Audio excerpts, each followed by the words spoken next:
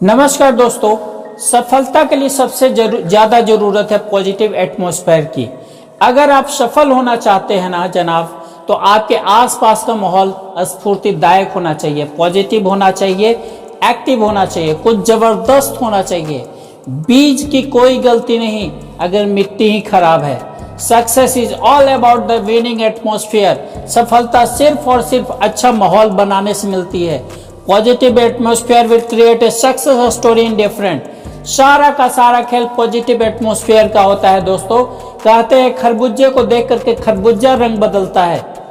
तेंदुलकर के साथ अगर अनिल कुंबले खेल रहा होता, बैटिंग कर रहा होता था, तो वो भी 50 से 60 रन मार लेता था। तेंदुलकर सिर्फ बोलते रहता था, मैं हूं ना, तुम मारते जा, तुम मारते जा।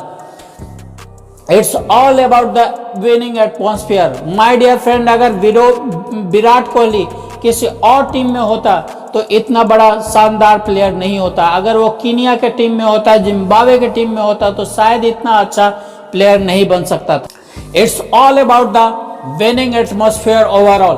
और आप कुछ नहीं और होता है, आपको सफल या असफल बनाता है। मैं आपको समझाने की कोशिश करता हूं। मैं एक बार फिर चलता हूं उस कालखंड में। करीब करीब आज से 10,000 साल 15,000 साल पहले की बात है। एक युग हुआ करता था जिसको द्वापर कहते थे। द्वापर में महाभारत हुआ था। महाभारत में एक एपिसोड था शानदार, बहुत कुछ सिखाने के लिए। उसमें एक मार्मिक टीच है, एक मार्मिक टच है।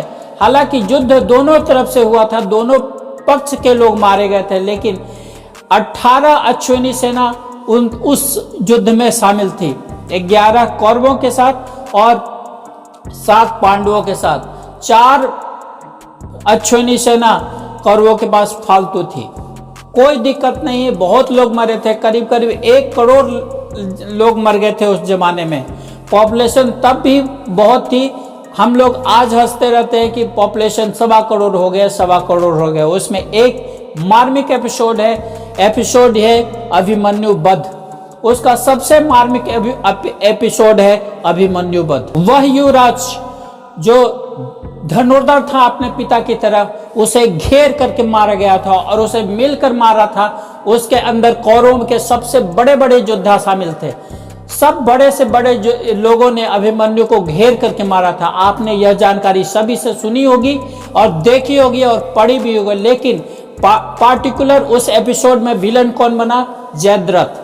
जयद्रथ का नाम उस पार्टिकुलर एपिसोड में विलेन का हुआ। उसने अभिमन्यु वध तो नहीं किया, लेकिन मरे हुए अभिमन्यु को लातों से मारा। जयद्रथ ने मरे हुए अभिमन्यु को लातों से मारा। और इतिहास ये बताता है, जब अभिमन्यु का वध हो रहा था तब अर्जुन अवेलेबल नहीं थे, वहां पर किसी और युद्ध में गए हुए थे। यहां मैं पूरी स्टोरी नहीं बताता हूं, लेकिन मोरल ऑफ द स्टोरी यह है, आपको समझाना चाहता हूं कि जब अर्जुन लौटकर भगवान कृष्ण के साथ आया, उसको पता चला कि मेरे बेटे अभिमन्यु का वध हो गया, तो उसे इस बात का दुख नहीं था कि उसके बेटे अभिमन्यु का वध हो गया, क्योंकि रण क्षेत्र में तो वीर योद्धा मारे ही जाते हैं, वीर गति को प्राप्त ही होते हैं। लेकिन दुख इस बात का था कि मरे हुए अभिमन्यु को जयद्रथ ने लातों से मारा। उसने अंजलि में पानी लिया और शपथ ली कि अगले दिन सूर्यास्त से पहले जयद्रथ को वध नहीं कर दिया तो अपने आप को जला डालूंगा। अब जैसे ही उसने यह घोषणा कर रखी, एक गोल सेट कर रखा, एक टारगेट रखी, दोनों सेनाओं में हड़कंप मच गया। कौरव प्रसन्न हुए और पांडव उदास हो गए। कौरव इसलिए प्रसन्न हुए कि केवल एक दिन बचाना है जयद्रथ को। अगर एक दिन बचा लिया, अर्जुन ने अगर जयद्रथ को नहीं मार पाया तो अर्जुन अपने आप को समाप्त कर डालेगा। और क्योंकि मेन प्लेयर वही था, पांडव इस बात से परेशान थे कि क्या कर बैठा, एक दिन और नहीं ढूंढ सके तो अर्जुन गया, और अर्जुन गया तो खेल गया। सब धर्म युद्ध चल रहा था।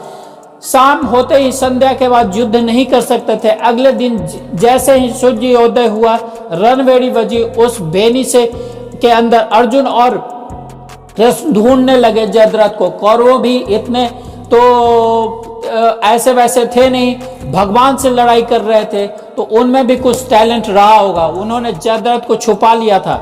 उनका एक ही काम था, आज सूर्यास्त से पहले तक जयद्रथ को छुपा। और जैसे जैसे दिन चढ़ने लगा, सांसें चढ़ने लगी, और जैसे जैसे दिन निकलता गया, कौरव और प्रसन्न होते गए और पांडव और उदास होते गए। कौरव इसलिए प्रसन्न हो गए थे क्योंकि अगर मैंने जयद्रथ को छुपा रखा है तो आज शाम में अर्जुन अपने आप को जला डालेगा। दोपहर निकली, युद्ध हुआ, एक तरफ युद्ध चल रहा था और अर्जुन और कृष्ण एक तरफ रथ लेकर के जयद्रथ को ढूंढते चल रहे थे। आखिरकार वह समय आ गया जब सूर्यास्त होने ही वाला था और जयद्रथ अर्जुन को नहीं मिला।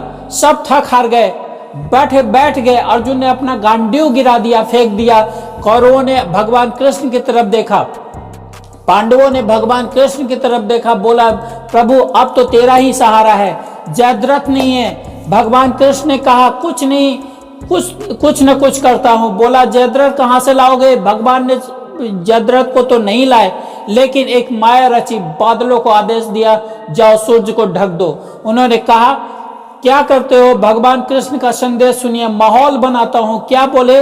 विनिंग एटमॉस्फेयर बनाता हूं। और जैसे ही बादल सूरज के सामने आए, सूरज छुप गया और नालायकों को पता लगा कि सूर्यास्त हो गया है। बेवकूफ अपनी बेवकूफाना बातें सब जगह दिखा देते हैं। कहते हैं ना, गधे के सिर पर सींग नहीं होता। वह अपनी हरकतों से बताता है कि मैं गधा हूं।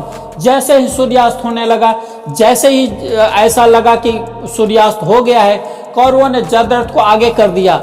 मन ऐसा करता कि उन गधों को गाली दूं, लेकिन ऐसी कौन सी चूल मचा रखी थी जो उनको सामने लाना था। लेकिन विनाश काले विपरीत बुद्धि, कौरवों ने जयद्रथ को आगे कर दिया।